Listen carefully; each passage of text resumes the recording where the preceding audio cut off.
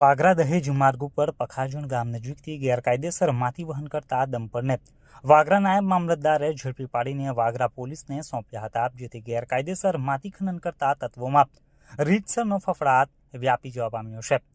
મળેલી માહિતી પ્રમાણે વાગરાના નાયબ મામલતદાર HV વિરાનીને ગેરકાયદેસર માટી વહન કરવામાં આવી રહી હોવાની માહિતી મળી હતી, જેના આધારે અધિકારીએ પોતાની ટીમ સાથે તપાસ હાથ ધરી હતી. જે દરમિયાન નાદેડા પખાજણ માર્ગ ઉપરથી માટી ભરેલા 2 હાઈવા ડમ્પર પસાર થઈ રહ્યા હતા. ટીમે ડમ્પરને અટકાવી ચાલક પાસે જરૂરી આધાર પુરાવા માંગતા તેઓ રજૂ કરી શક્યા ન હતા, જેથી નાયબ મામલતદારે હાઈવા ડમ્પર નંબર DJ16U 6530નો ચાલક શૈલેષ યાદવ તેમજ અન્ય એક ડમ્પર જેનો રજીસ્ટ્રેશન નંબર DJ16AU 6696ના ચાલક દાઉદ અંસારી બંને ચાલકની પૂછપરછ દરમિયાન આ ડમ્પર રાજુભાઈ નામના ઈસમના હોવાનું જણાવ્યું હતું. જોકે ખરેખર આ માટી ખનન ક્યાં ચાલી રહ્યું છે અને કેટલું માટી ખનન કાયદેસર અને કેટલું ગેરકાયદેસર કરવામાં આવ્યું છે તે તો તપાસ બાદ જ માલુમ પડશે.